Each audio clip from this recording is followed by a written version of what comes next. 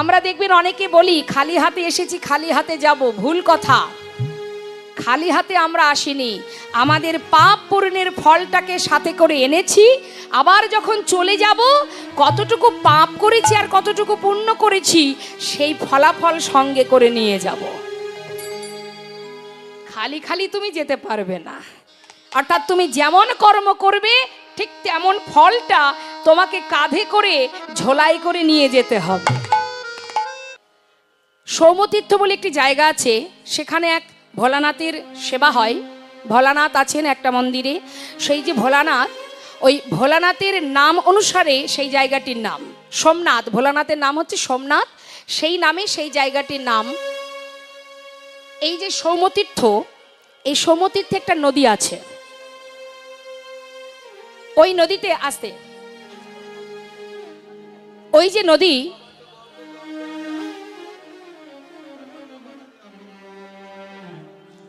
ওই নদীটির নাম প্রভাস। এই প্রভাসটা কেন হলো মা বলি। তিনি একদিন খুব ভালো কাজ করেছিলেন ওই নদীটি। সে ভালো কাজটা কি? এক সময় মা পার্বতীর 27টি বোনকে বিবাহ করেছিল চন্দ্রদেব। চন্দ্রদেবের 27টি স্ত্রী।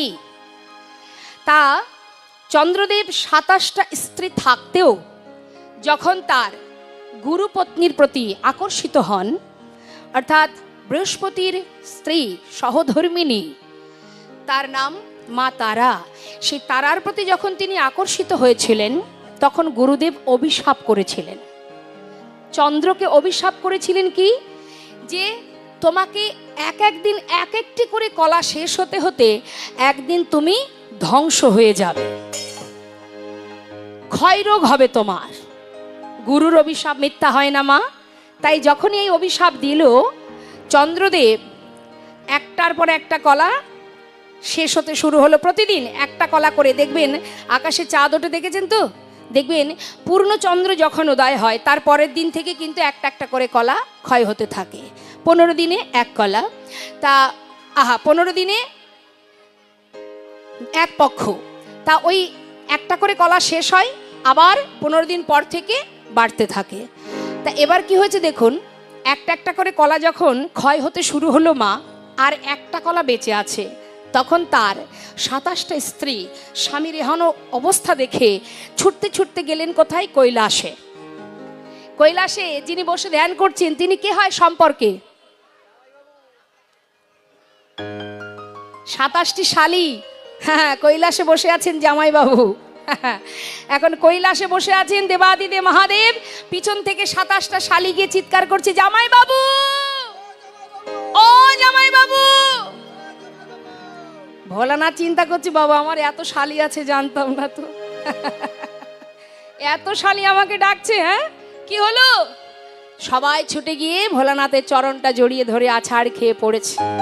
বলতে শুরু করলেন, বিপদে পড়েছি, মস্ত বড় বিপদে, একমাত্র আপনিই পারেন রক্ষা করতে, আমরা কি করব এখন? যেই না বলা, ভোলানাথ বললেন, চিন্তা করো না, শালী বলে কথা, বিপদ থেকে তো রক্ষা করতেই হবে। তা যে কাণ্ড ঘটিয়েছে ভাইরা ভাই, এখন এক কাজ করো, যদি কি না একটা কলাও বেঁচে থাকে, আমার মাথায় গঙ্গা বাঁধা, এর মধ্যে যদি তুমি একটা কলাও যদি বেঁচে থাকে তোমার স্বামীর, সেই একটি কলা নিয়ে এসে তুমি আমার এই জটার মধ্যে যে গঙ্গা আছে তার মধ্যে রেখে যাও। হরি বল। এটা হচ্ছে ওয়াটার প্রুফ। এর মধ্যে যদি থাকে কোনো অভিশাপ কাজ হবে না, অভিশাপ প্রুফ, কোনো অভিশাপ কাজ করবে না, রেখে যাও। তাড়াতাড়ি করে একটা কলা বেঁচে ছিল, সেটাকে নিয়ে ভোলানাথের মাথায় গঙ্গার মধ্যে রেখে এবার ভোলানাথ পরামর্শ দিলেন, তোমরা চলে যাও গুরুদেবের কাছে, সেখানে গিয়ে সকলে করজোড়ে অনুনয় বিনয় করো এবং স্বামীর প্রাণ ফিরিয়ে নেওয়ার চেষ্টা করো। সবাই মিলে ছুটে গিয়ে গুরুদেবের কাছে গিয়ে বলেন, গুরুদেব, স্বামী যদি অপরাধ করে থাকে, আমরা তো তার সহধর্মিণী, আমরা তো কোনো অপরাধ করিনি, তাহলে পতি হারিয়ে এই বৈধব্য জনম কেমনে সইব? তাই আমাদের এই অপরাধ থেকে মুক্তি দিন গুরুদেব। গুরুদেব সকলের কথায় সন্তুষ্ট হয়ে বললেন, দেখো, এমন সময় তুমি এসেছো তোমরা আর তো কোনো উপায় নেই। যদি তোমার স্বামীর একটি কলাও বেঁচে থাকে, সেই একটি কলা নিয়ে যদি ওই নদীতে স্নান করাতে পারো, তবেই তোমার স্বামীর পুনরায় আবার জীবন ফিরে পাবে। সঙ্গে সঙ্গে বিলম্ব না করে তাই শিবের জটা থেকে সেই একটি কলা তুলে যখনই স্নান করালেন মা ওই জলে, নদীর জলে, সঙ্গে সঙ্গে তার পুনরায় আবার জ্যোতি ফিরে পেল, পূর্ণ জ্যোতি ফিরে পেল। আর যেই না জ্যোতি ফিরে পেল, সেই থেকে সেই নদীর নাম হলো প্রভাস। পুনরায় আবার জ্যোতি ফিরে পেল, তাই তার নাম প্রভাস। প্রভাযুক্ত আশ।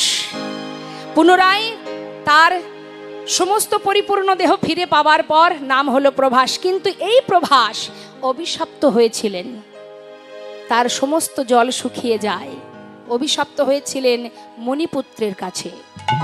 মণিপুত্র, সৌমিক মুনির পুত্র চিত্রাঙ্গদা, তিনি গিয়েছিলেন ওই জল পান করার জন্য। বনের মধ্যে যখন সবাই মিলে খেলা করছে মা, খেলা খেলতে খেলতে হঠাৎ পিপাসা পায়, তাই সবাই মিলে প্রভাসে গিয়েছিলেন জল পান করতে। আর জল পান করে যখন উঠতে যাবে, এমন সময় ওই প্রভাসের জলের মধ্যে ছিল একটা কুমির। সেই কুমির কি করেছিল? চিত্রাঙ্গদাকে ধরে জলের মধ্যে নিয়ে গিয়ে তাকে খেয়ে ফেলে। আর এই খবর সমস্ত মুনিরা, ছোট ছোট শিশুরা, তারা গিয়ে ওই চিত্রাঙ্গদার পিতা তার কাছে গিয়ে জানালো। সঙ্গে সঙ্গে বিলম্ব না করে সৌমিক মুনি ছুটে এলো সেই প্রভাসের তীরে। এসে বলে উঠলেন যে, রে প্রভাস, আজ তুই আমার সন্তানের প্রাণ হরণ করেছিস, যে অন্যায় করেছিস, যে পাপ করেছিস, এর জন্য আমি তোকে অভিশাপ করলাম। অভিশাপ দিল কি, আজ থেকে তোর এই বক্ষের উপরে কুকুর, বিড়াল সকলে মলমূত্র ত্যাগ করবে, সমস্ত জল শুকিয়ে যাবে, রুক্ষ হয়ে যাবি তুই। সঙ্গে সঙ্গে প্রভাস করজোড়ে বলে উঠলেন, হে মুনিবর, আমি তো কোনো অপরাধ করিনি। আপনার সন্তানকে যে হরণ করেছে, সে তো আমার বক্ষে বাস করত কুমির, এতে আমার কি অপরাধ? তখন মনে মনে চিন্তা করলেন, সত্যি তো, সে তো কোনো অন্যায় করেনি।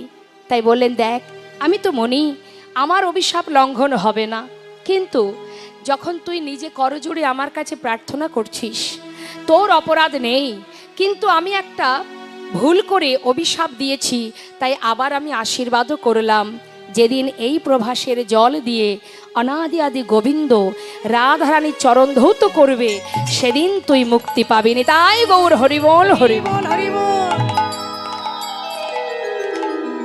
এই হলো এক কারণ মা। এই যে শ্রীবাস, শ্রী মানে সুন্দর, বাস মানে বাসা।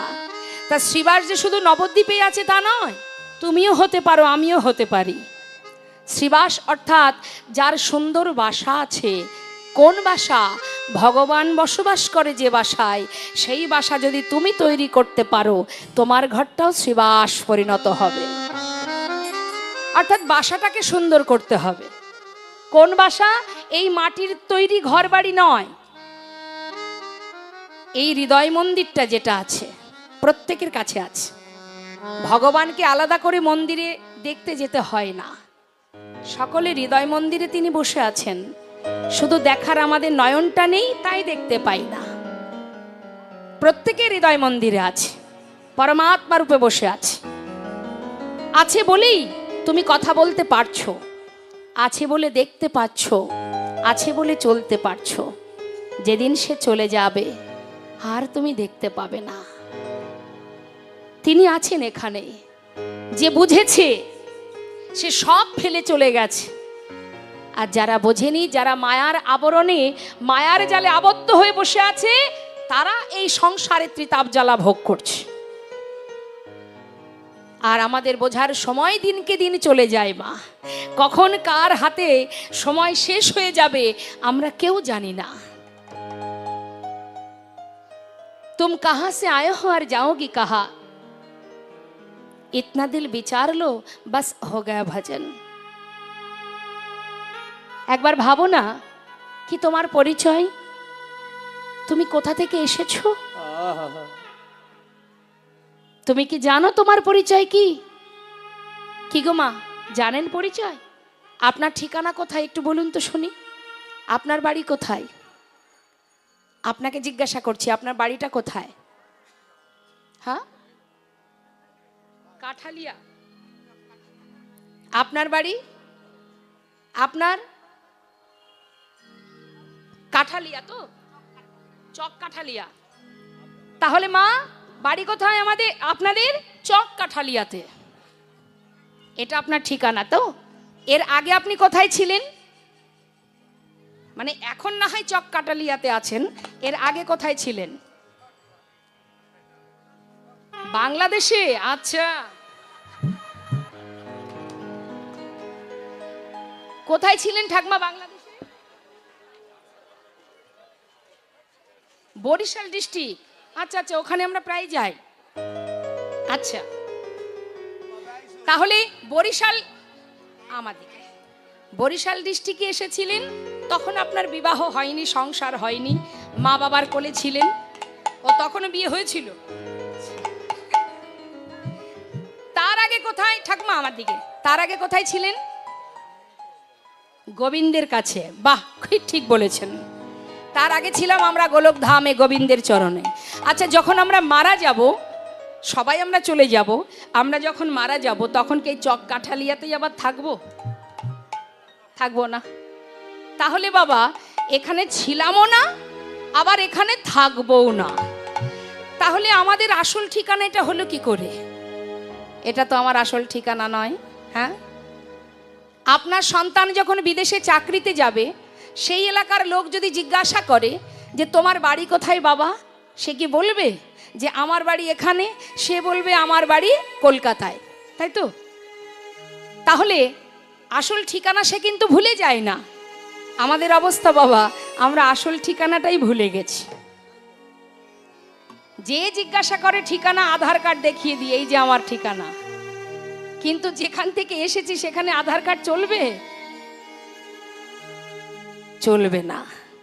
তুমি এসেছো সংসার জীবনে, এই সংসারের মধ্যে মহাজন বললেন কৃষ্ণ ভজিবার তরে সংসারে আইনো। জেনে রাখবে ভালো করে মা, আমরা এসেছি সংসারের মধ্যে, তাই তো? আসবার পরে কিন্তু সংসার করিনি কেউ, সংসার আগে থেকে ছিল। তাদের ঘরে আমি এসেছি, আবার আমি যখন মারা যাব সংসার আমার সঙ্গে চলে যাবে না। তাহলে সংসার আমি করিও নি, আর আমি সংসার নিয়েও যাব না। সংসার আগে থেকে ছিল, আমি সেখানে এসেছি, আবার আমি খালি হাতে চলে যাব। খালি হাতে কেউ যাব না, এটা বলা ভুল হবে। যেমন এসেছি বাবা, খালি হাতে আসিনি।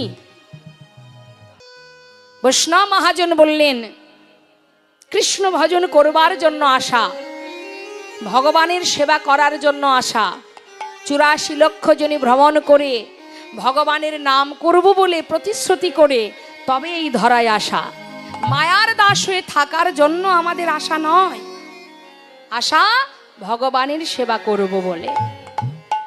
নবদ্বীপে এই যে শ্রীবাস পণ্ডিত, যার ঘরে মহাপ্রভু হরিনাম করতেন বাবা, কিন্তু প্রভুর কি লীলা দেখুন মা।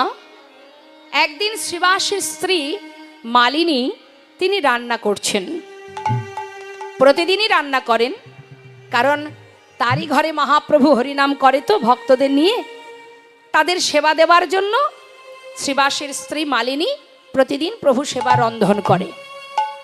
কিন্তু প্রভুর কি লীলা, শ্রীবাসের একমাত্র সন্তান, পুত্র সন্তান, হঠাৎ সে মারা গেল।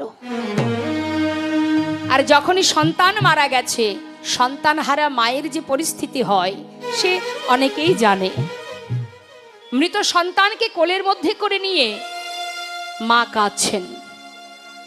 পাশের ঘরে আছেন কে? গৌরহরি, ভক্তদের নিয়ে হরি নামে মত্ত। হঠাৎ শ্রীবাসের কানে পৌঁছে গেল যে তার স্ত্রী মালিনী কাঁদছে। ছুটতে ছুটতে শ্রীবাস পণ্ডিত পাশের ঘরে এসে মালিনীকে জিজ্ঞাসা করছে, মালিনী, সন্তান কোলে করে নিয়ে কাঁদছ কেন? স্বামী, আমার একমাত্র পুত্র একটু আগে মারা গেছে। স্বামী, যে ঘরে স্বয়ং মহাপ্রভু, যে ঘরে এমন মহামন্ত্র জপ সকল সাধু গুরু বৈষ্ণবের আগমন, সেই ঘরে এমন অকল্যাণ কেন হলো? স্বামী বলে দাও, স্বয়ং প্রভু আমার ঘরে থাকতে আজ আমার এমন অঘটন কেন ঘটলো? কেন আমার সন্তান মারা গেল? একমাত্র পুত্র, সে কেন আমায় ছেড়ে চলে গেল? তুমি বলো স্বামী। শ্রীবাস পণ্ডিত বললেন, মালিনী কাঁদছো কেন? শান্ত হও। স্বামী, এ তুমি কি বলছো? আমার সন্তান মারা গেছে আর আমি শান্ত থাকবো? হ্যাঁ মালিনী, থাকতে হবে তোমায়। কেন জানো? যিনি দিয়েছেন তিনি তো নিয়েছেন। তোমার কি ক্ষমতা আছে তাকে ধরে রাখার? নাকি আমার আছে? আমরা কেউ পারবো না তাকে ধরে রাখতে। জানো মালিনী, যার হাতে যতটুকু সময় সে সেইটুকু সময় থাকবে। কেউ আমরা ধরে রাখতে পারবো না। আমরা তো নিমিত্ত মাত্র। সংসার জীবনে আমরা মাতা পিতা। তাই আমি তোমায় নিষেধ করছি, তুমি কেঁদো না। দেখো, পাশের ঘরে মহাপ্রভু হরি নাম করছে। প্রভু হরি নাম করতে করতে যদি কোনো প্রকারে তোমার এই কান্না তার কানে যায়, হয়তো তার হরিনামের বিঘ্ন ঘটবে। আর যদি তার হরিনামের বিঘ্ন ঘটে যায় মালিনী, আমি কিন্তু সইতে পারবো না। আমি তোমায় নিষেধ করছি, তুমি কিন্তু কাঁদবে না। স্বামীর কথা উপেক্ষা করতে পারল না মা। স্বামী বারবার বারণ করছে, মালিনী যদি আমার কথা না শোনো, আমি কিন্তু ওই গঙ্গার জলে নিজেকে বিসর্জন করে দেব। কি আর করবে মালিনী? মৃত সন্তানকে কোলের মধ্যে করে নিয়ে বসে বসে কাজ। আবার লক্ষ্য রাখছে যাতে প্রভু শুনতে না পায়। এদিকে শ্রীবাস পণ্ডিত তিনি বিলম্ব না করে ধীরে ধীরে মালিনীকে ঘরে রেখে মহাপ্রভু যে ঘরে হরিনাম করছে সেই ঘরে এসে উপস্থিত। দেখছে গৌর হরি হরিনামে পাগল হয়ে আছে। শ্রীবাস পণ্ডিত বিলম্ব না করে সেই হরিনামের মধ্যে নিজেকে ডুবিয়ে রাখছেন মা, যাতে প্রভু বুঝতে না পারে আর যাতে ওই মৃত সন্তানের কথা আমার মনে না পড়ে। নামের মধ্যে ডুবে আছে।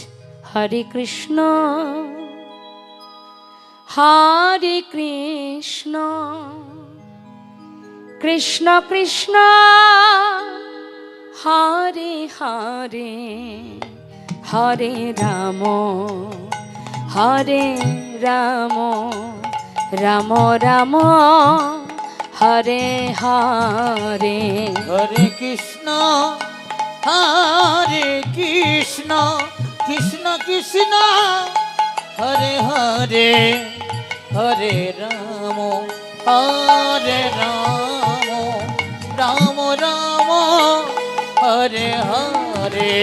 হরে কৃষ্ণ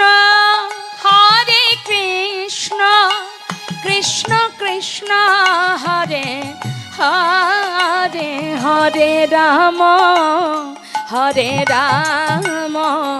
রাম রাম হরে হরে। হরে কৃষ্ণ কৃষ্ণ কৃষ্ণ হরে হরে হরে রাম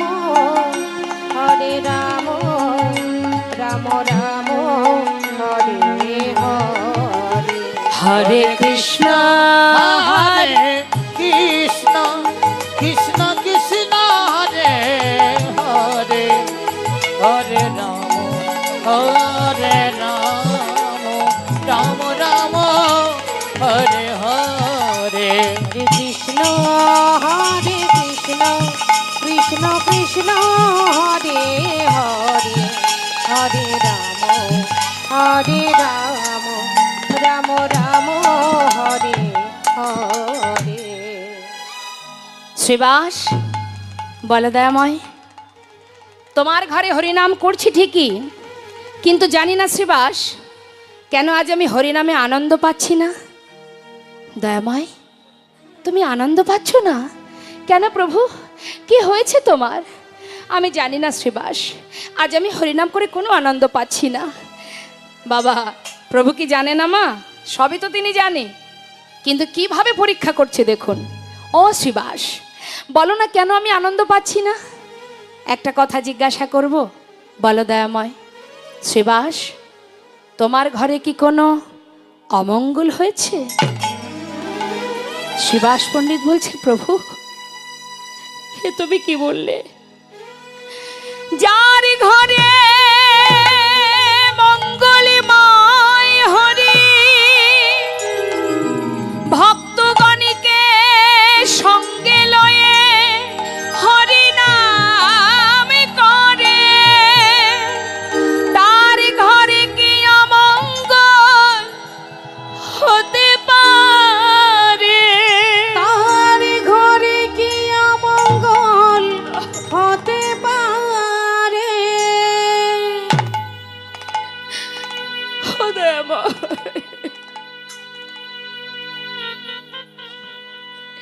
এ তুমি কি বললে?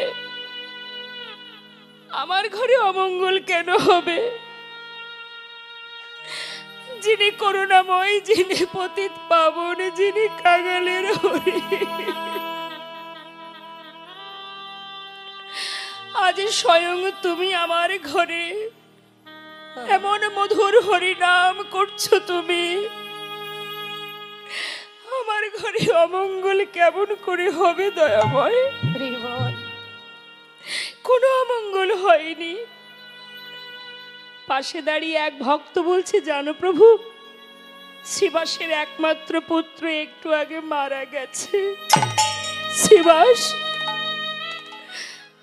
তোমার সন্তান মারা গেছে। দয়াময়, আমার সন্তান? এ তুমি কি বললে প্রভু? আমার কেন হতে যাবে? সে তো তোমার। এ জগতে তুমি ছাড়া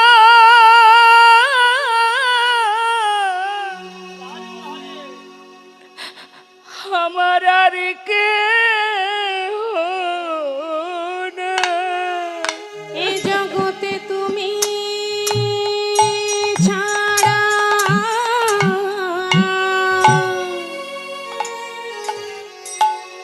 আমার আর কেহ নাই। তুমি আমার মাতা পিতা, তুমি পুত্র স্বামী, তুমি ছাড়াই আমার আর কেহ নাই। তুমি আমার মাথা পিতা,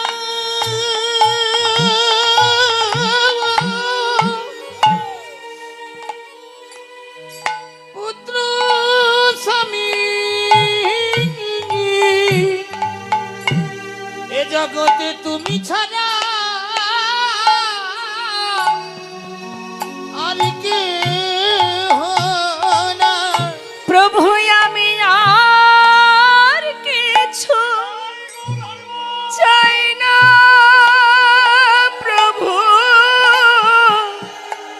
তোমার চরণে ছাড়া যেন করো না গো। আমি আর কিছু চাই না দয়া। প্রভু তোমার চরণ ইচ্ছা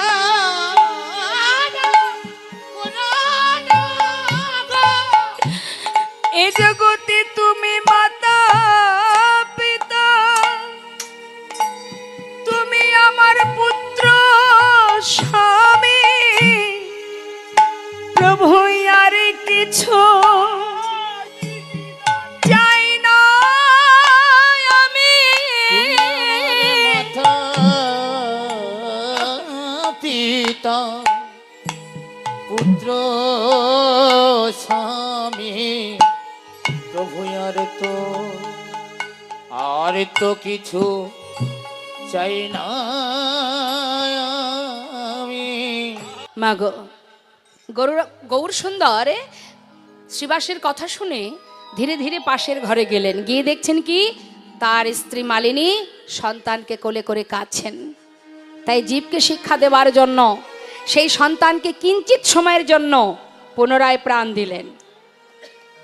প্রাণ দিয়ে জিজ্ঞাসা করলেন, বালক এত তাড়াতাড়ি মা বাবাকে ছেড়ে চলে যাচ্ছিস কেন? সঙ্গে সঙ্গে সেই সন্তান বলে উঠলেন, কে কার মাতা কে কার পিতা, তুমিই মাতা তুমিই পিতা, তুমিই ভাই তুমিই বন্ধু, তুমিই সব। এই কথাটুকু বলা মাত্রই আবার প্রাণ ত্যাগ করলেন। এখান থেকেই শিক্ষা দিলেন মা, এ জগতে যাদেরকে আমরা জড়িয়ে যাদেরকে আগলে ধরে আমরা দিনগুলো অতিবাহিত করছি, সত্যই কি তারা আমার আপনজন? না, দুদিনের জন্য আপন আপন করছো যারে সে তো আপন নয়, দিন ফুরালে বুঝবে আপন যে পর হয়। তাহলে জগতে আপন কে? মহাপ্রভু তিনি যখন দাঁড়িয়ে শ্রীবাসের ঘরে, মালিনী কাঁদছে, মা বলে ডাকবার আর কেউ রইল না। স্বয়ং মহাপ্রভু বলে উঠলেন, আজ থেকে আমি তোমাদের সন্তান। তখন শ্রীবাস পণ্ডিত এবং মালিনীর মনে আনন্দ হলো যে আমার মা বলে ডাকবার আর একটি সন্তান তো রয়েছে। এটাই ছিল তার মনের আনন্দ। এবং প্রভু শিক্ষা দিলেন জগৎজীবকে, জগতে কেউ কারো নয়। তাহলে আপন কে মা? আমাদের আপন কে? যিনি এখানে পাঠিয়েছেন জন্ম থেকে মৃত্যু পর্যন্ত, যিনি সদা সর্বদাই তোমার পাশে আছে। তুমি দেখতে পাচ্ছ না কেন? দেখবার নয়ন তোমার নেই তাই? পথে চলতে বিপদে পড়ছো, মনে মনে ভাবছো যে এই পথে চলতে গিয়ে এত বড় বিপদ হলো, ভগবান কি দেখতে পাচ্ছে না? তুমি কি জানো তিনি যে তোমাকে দেখবে, তুমি কি তার উপরে নির্ভরশীল হয়েছ? তুমি কি তাকে ভরসা করো? তুমি যদি তার উপরে নির্ভরশীল হও, যদি তুমি তাকে ভরসা করো, তবেই সে তোমাকে দেখবে। তার একটা প্রমাণ বলি মা, যদি কোনো জীব নিজের দায়িত্ব নিজে নেয়, তাহলে ভগবান তার কাছে আসে না। যখনই তুমি তোমার সব দায়িত্ব তার চরণে সঁপে দেবে, সে তখন তোমার দায়িত্ব নেবে। যেমন হরিদাস ঠাকুরের অঙ্গে যখন চাবুকের আঘাত পড়ছে, প্রত্যেকটি আঘাতের যন্ত্রণা মহাপ্রভু পাচ্ছেন। কেন পাচ্ছেন? হরিদাস ঠাকুর বললেন, প্রভু এ তো তোমার দেহ, তোমার চরণে সঁপেছি, তাই আমার আঘাত সে তো তোমারই আঘাত। নেতাই গৌর হরি বল। তাই মাগো, এক ধোপা কাপড় পরিষ্কার করে রাস্তাতে শুকাতে দিয়েছে। সকালবেলা একজন সাধু হাতে জপের মালা নিয়ে ওই রাস্তা দিয়ে হেঁটে যেতে যেতে তিনি চোখে দেখতে না পেয়ে ভুল করে ওই কাপড়ের উপরে তার পাটা পড়ে গেছে।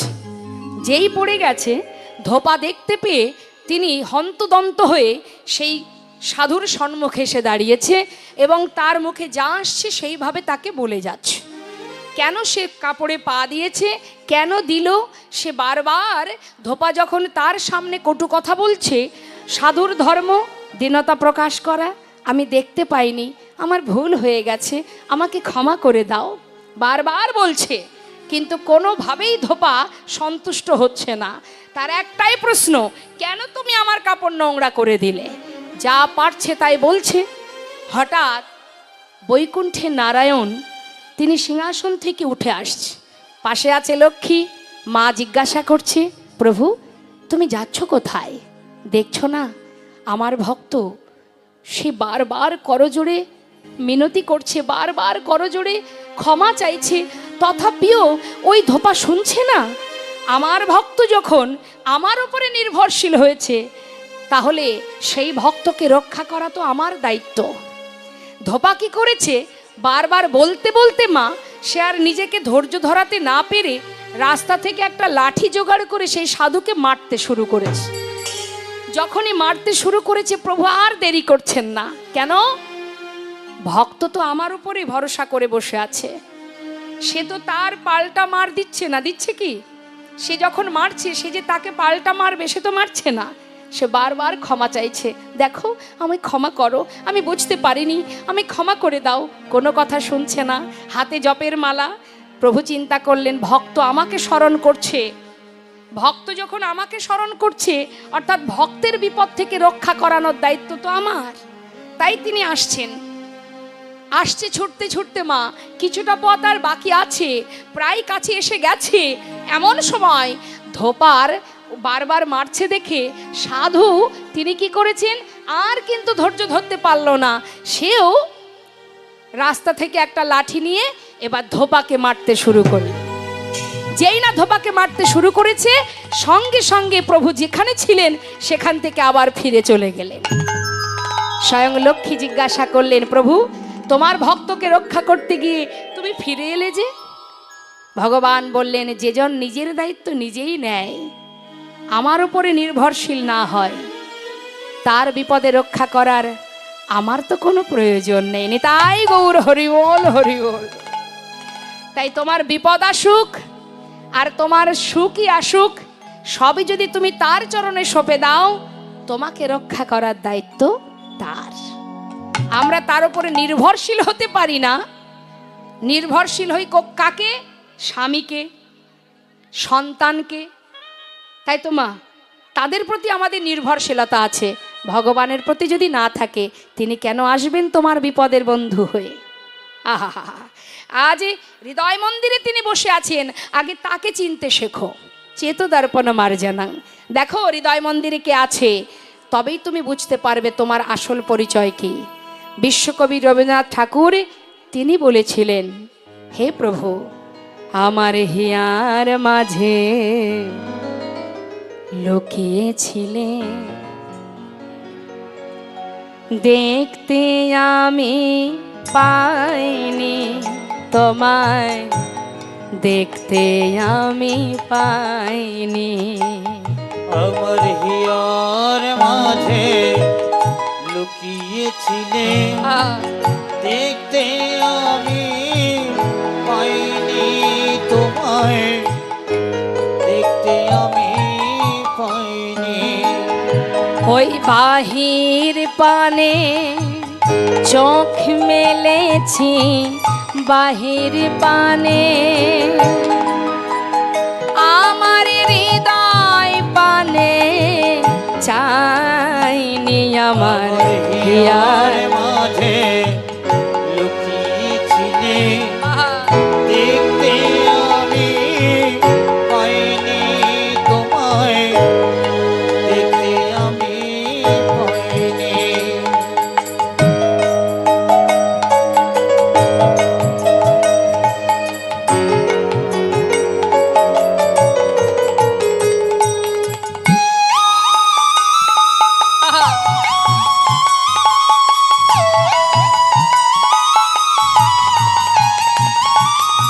আমার সকল ভালোবাসা, সকল আঘাত, সকল আশাই আমার, সকল ভালোবাসায়, সকল আঘাত, সকল আশা, তুমি ছিলে আমার কাছে, তুমি ছিলে,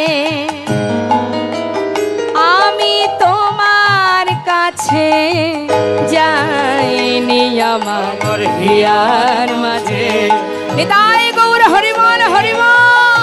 দেখতে আমি পাইনি তোমায়, দেখতে আমি পাইনি, আমার হিয়ার মাঝে লুকিয়েছিলে, দেখতে আমি পাইনি তোমায়, দেখতে